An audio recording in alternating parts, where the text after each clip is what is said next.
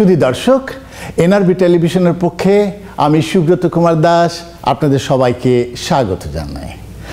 আজ আমাদের স্টুডিওতে একজন বিশেষ মানুষকে আমরা আমন্ত্রণ জানিয়েছি।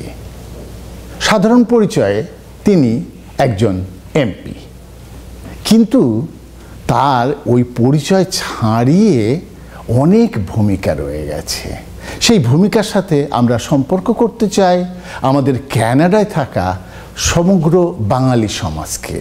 এই যে আমাদের টরন্টোর বাঙালি সমাজ, সেই বাঙালি সমাজের সাথে তিনি গত 1 বছরের বেশি সময় ধরে ওতপ্রোতভাবে জড়িত আছেন।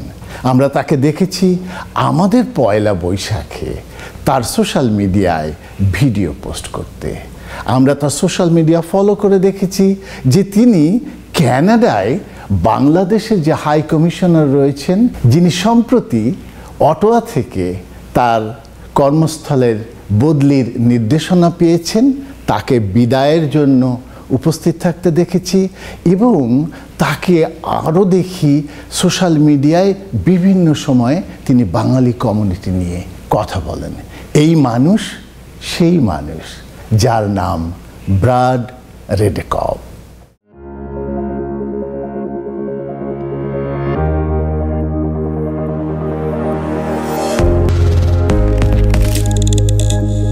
যেমনটি বলছিলাম, ব্রাড রেডেকপ তিনি একজন এমপি। তিনি কিন্তু আমাদের অন্টারিওর এমপি নন, তিনি সাসকাচুয়ানের এমপি, কিন্তু তিনি একই সাথে ভাইস চেয়ার কিসের standing committee of citizenship and immigration. এবং তার চেয়ে গুরুত্বপূর্ণ যে বিষয় সেটি হচ্ছে কানাডা বাংলাদেশ পার্লামেন্টারি ফ্রেন্ডশিপ গ্রুপের তিনি chairperson.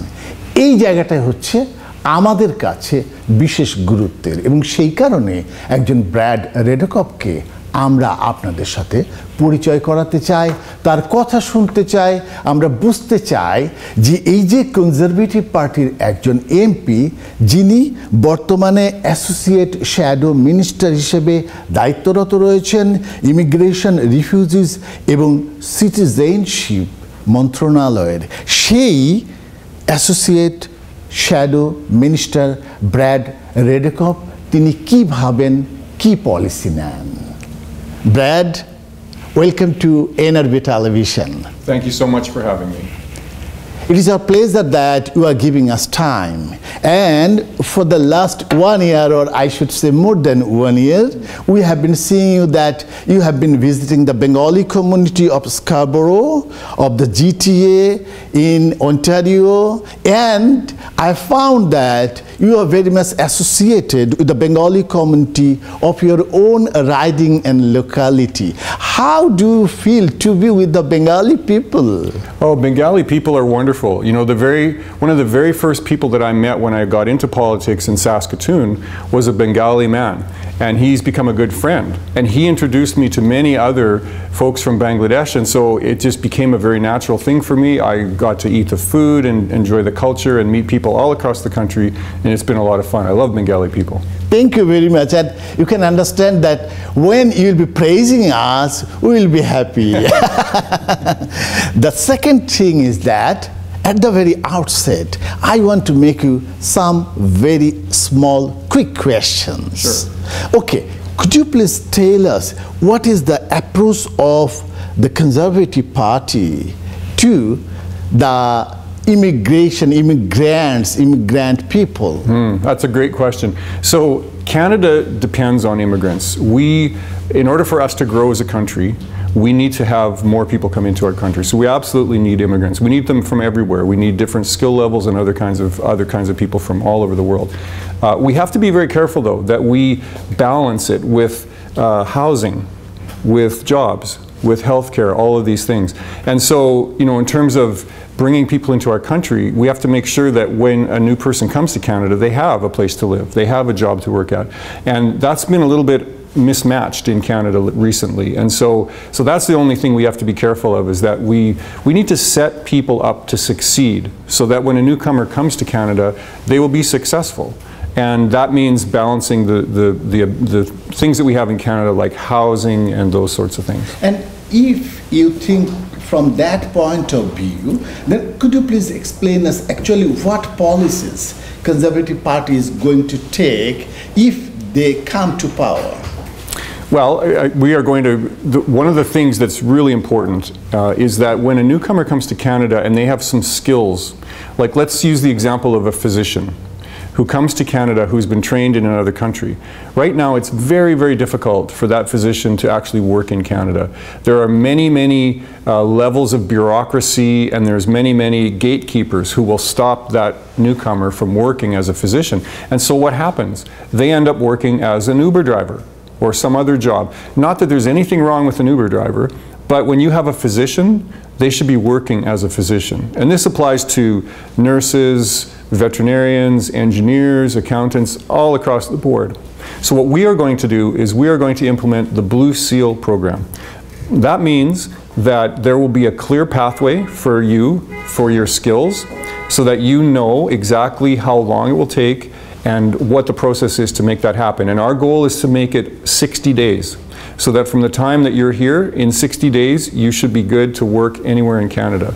And so there'll be a test. You'll have to have the qualifications from a test perspective. If you pass that test, you're good to work in Canada. And that's, I think, a very important thing, because did you know that we have tens of thousands of physicians, foreign trained physicians in Canada right now, yes, not working as the physicians. Not working as physicians. It's been a very sorry saga for the country. And what do we need? Yeah. We need physicians, right? Yeah. And many others. So this is a big problem that we would like to fix. Are you going to take the same policies for the people of other professions? Yes. Right now we're focusing on professions, yes. So it would apply to all professions. Because right now in Canada there is something called the Red Seal program. That applies to plumbers, carpenters, electricians, those types of jobs.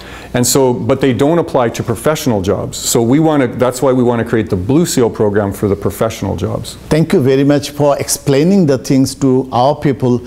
And you know that we are the Bangladeshi people, we are the South Asian people, and many of the times we hear that there's a rumor that a Conservative Party is not that much friendly to the immigrants. How will you explain that? Yeah, it's just not true. And you know, one of the key ways that I think you can understand a little bit better is when you look at the values. And so whether you're coming from South Asia, whether you're coming from Europe, whether you're coming from other countries, whether you're Muslim, whether you're Sikh, whether you're Christian, whether you're, you know... even the Hindus. Even, yeah, there you go, Hindus too. There's a set of values that I think are very similar to conservative values. We care about family. We care about the ability of parents to raise their children the way they want to raise them. We care about religious freedom. You know, you're a Hindu, I'm a Christian, you should have every right to worship how you choose, as should I. We care about the economy. We want the government to be smaller. We want taxes to be smaller. We want you to be able to run a business and be successful at that business, keep a lot of your money and be able to pass it down to your children and your grandchildren. These are some of the values that are very important to conservatives and a little bit unique to us. The other parties don't share those values. And yet I find that when I speak with newcomers to our country, wherever they're from and whatever their religion is, they mesh very well with our values. And so I think that's something that people need to consider, that we do share a lot in common in terms of the way we think and what's important to us in here. Fine, that's really nice to know all these things. And from this point of view, I want to go to the relationship between Canada and Bangladesh, and I know that you have been playing a very vital role regarding this. Then I want to ask you, what plans, what designs are you making to make the relationship, the bilateral relationship between these two countries stronger? What things are you planning? Yeah, that's a good question. So when I got to Ottawa, I realized that there had been in the past a group of parliamentarians who had formed a Bangladesh-Canada friendship group, but that group had kind of stopped. So I talked to a few of my colleagues and we revived it. And so we all got together and said, we need to be focused on the Canada-Bangladesh relationship. And so we got together and they elected me to be the chair. And it's a great honor for me to be the chair of the Canada-Bangladesh Parliamentary Friendship Association. We are happy also to have you there. Yes, I enjoy doing it very much so. And so that's allowed us to work well with the High Commission, for example. And I know that I guess he's now the previous one. He just left Canada after 3.5 years. Yeah. And I believe there's a new High Commissioner either here now or soon to come, so looking forward to getting to know them. But that allows us to work together closer with the government, and also just to go across the country and speak to Bangladeshis wherever they might be, whether they're in GTA or whether they're in Saskatoon, where I'm from, or Vancouver, wherever they might be, just to understand the issues, the way people are feeling in Canada, what's important, what's needed to change, and get to know them. You know, this is a big part of what's important to me is relationships. I want to know who you are. And that helps me to better understand what's important to you, and helps me better serve you as a Canadian that I can serve as a parliamentarian. And so it's important, you know, and again, it doesn't matter if you're Muslim, if you're Hindu, if you're Christian. That's not important to me. I respect every different religion, and in fact, I quite enjoy getting to know people that are different than me, because it teaches me something. It always teaches me something, and I think it helps us all to grow and live together in a better way. So that's my philosophy in that, and working together with Bangladesh and other Bangladeshis, we can really help our economies work together, because I know that in Bangladesh, the economy is growing, the country is growing, the middle class is growing. And so Bangladesh has a lot to offer Canada, and Canada has a lot to offer Bangladesh. And the city that I'm from, Saskatoon, we have a university called the University of Saskatchewan, which is a big mouthful to say, but yes. The University of Saskatchewan is very strong in agriculture and has partnered with Bangladesh to set up the Bangabandhu Center in Bangladesh, where there's a lot of collaboration between professors and scientists from Saskatoon in Canada, combined with people from Dhaka in Bangladesh. They're jointly doing many projects. Yes, yeah. And so we can learn from each other. And I think that's what this is all about, learning with each other, learning from each other, and helping you know, us both to do better as countries. You know, Canada working with Bangladesh helps Canada, but it also helps Bangladesh. So it's a two-way street. We both benefit, and we both get the benefit of a relationship. And if you allow me to ask you, is that the reason for which you are visiting the Bengali communities of Toronto very often? It's because, you know, when you get to know people, they become your friends. And what do you do with friends? You eat together, you talk together, you do interviews together. This is what we do. So yes. Yeah, I enjoy coming here, and as often as I can, I will do that. And this is a sort of learning. Yes, all the time. When you'll be mixing with new community, new people, then you will be accommodating many new ideas, new things, yes. New beliefs, etc., etc. And in this perspective, I want to ask you, I don't know if that will be very fair to ask you or not, that many of the people, you know that there's a huge number of people from the Bangladeshi origin in Scarborough, specifically in the Scarborough Southwest, and they expect that the next MP of this riding will be from the Bangladeshi origin. Mm. Yes, if I ask you, would you make a plan that someone from here, from the Bangladeshi soil, can come up as a leader? You know, if it could happen anywhere, Scarborough is the place it can happen. So, you know, I would encourage any Bengali person who's interested in becoming a member of parliament to get involved and to find out what it's all about. And I think it would be great if we had a Bengali MP here from Scarborough, or anywhere, frankly, and providing, because it brings that perspective into Parliament. You know, so it's really important in Ottawa that we have a variety of voices, people with different experiences, different backgrounds, different nationalities, different religions.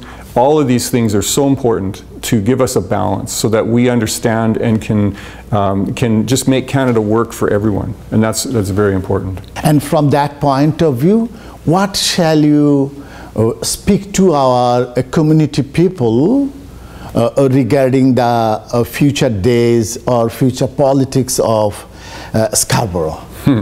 Well, you know, I think what's really important for everyone to understand is that Canada has gotten to where it is now after 9 years of Liberal government.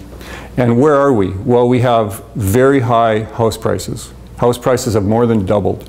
Rent has more than doubled. Food prices, very high. Yes. Very high. It's difficult for people to afford good food anymore.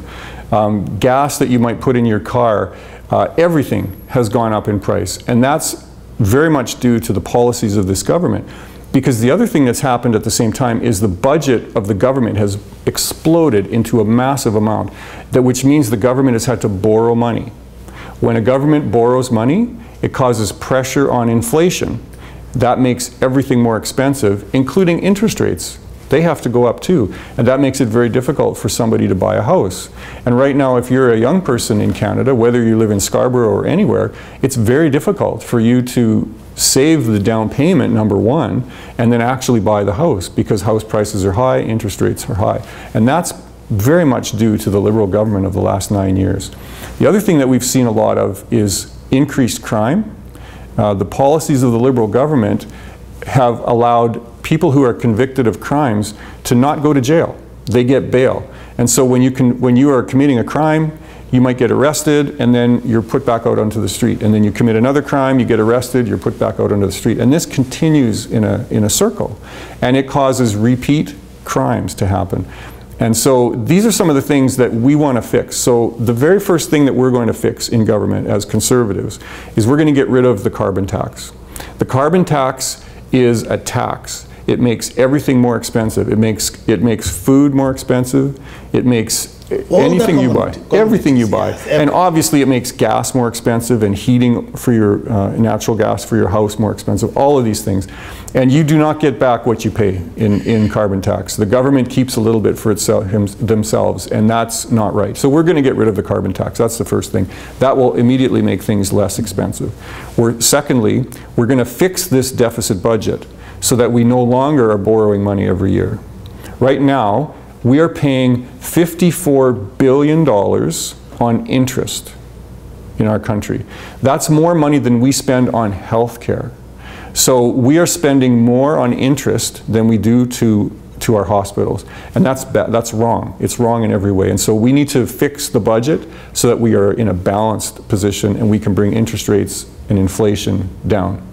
The third thing we need to focus on is building more houses, because there are not enough houses for the people that come to Canada. And this is very important, not just for people here, but for people who might be coming in the future, newcomers. As I said earlier, they need a place to live. They need a place to rent or to buy. And so we need more apartments, we need more rental housing, we need more houses that you can buy, more condos, we need more of everything. So we have a plan to make sure that city governments permit 15% more houses every year.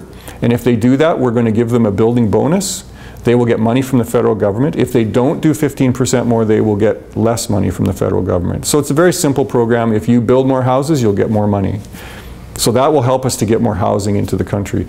And the fourth thing that we're focusing on is crime. We need to bring down crime. And the way that we're going to do that is by... That has been one of the very horrendous things in the society now. It's very bad, whether it's car theft, whether it's actual knife, gun related, all these different types of crimes that happen, theft. There are just so many criminal things happening with drugs. And so what we are going to do is we are going to, number one, make sure that if you are a repeat offender, that you actually go to jail, because there has to be a consequence to your actions. Right now there is no consequence. And that's because of the Liberal government. They have purposely changed the laws to make it much easier for people to get out on bail. So we're going to be fixing that. The other thing we need to do is right now the government in British Columbia, the federal government has worked to make hard drugs not illegal anymore. Oh. And so what's happening in British Columbia is that people are doing drugs in hospitals, in parks. So you might take your children to the park, and right next to you is somebody, doing drugs directly there, and it's not illegal. That's the crazy thing. And so that's something we have to change. And by the way, the Liberal government is thinking of bringing that to Toronto. So this is not something that you want in Toronto, in my opinion. It's something that is not helping. And in fact, right now, the British Columbia province government is asking, pleading with the federal government to stop this process because it's creating many, many problems and people are dying. This is the sad part. People are dying because of drugs. So we will make sure, and instead of giving free drugs to people, we won't do that. We're going to actually set up treatment so that if a person has a problem with drugs, they have a place to go so that they can be treated and cured from that problem, which will solve that problem and allow that person to become a contributing member of our society. That's really very nice to know. শুধু দর্শক, এতক্ষণ আমরা Brad রোবোকপের সাথে কথা বললাম এবং তিনি ব্যাখ্যা করলেন যে কনজারভেটিভ পার্টি যদি ক্ষমতায় আসে তাহলে তারা কি উদ্যোগ গ্রহণ করবেন। যে উদ্যোগ কি করবে, এই যে সমাজে আজকে ভীষণভাবে ক্রাইম বেড়ে গেছে, আমাদের জীবনযাত্রার মান এমন জায়গায় গেছে, খরচ এমন জায়গায় গেছে যে জীবনযাত্রা অসহনীয় হয়ে পড়েছে, সেই জায়গা থেকে আমাদেরকে বের করে নিয়ে আসার জন্য কনজারভেটিভ পার্টি যে সমস্ত উদ্যোগ গ্রহণ করবে সেই কথাগুলো আমরা এনআরবি টেলিভিশনের পক্ষ থেকে ব্র্যাডের সাথে কথা বলে জানার চেষ্টা করলাম, আপনাদেরকে জানানোর চেষ্টা করলাম।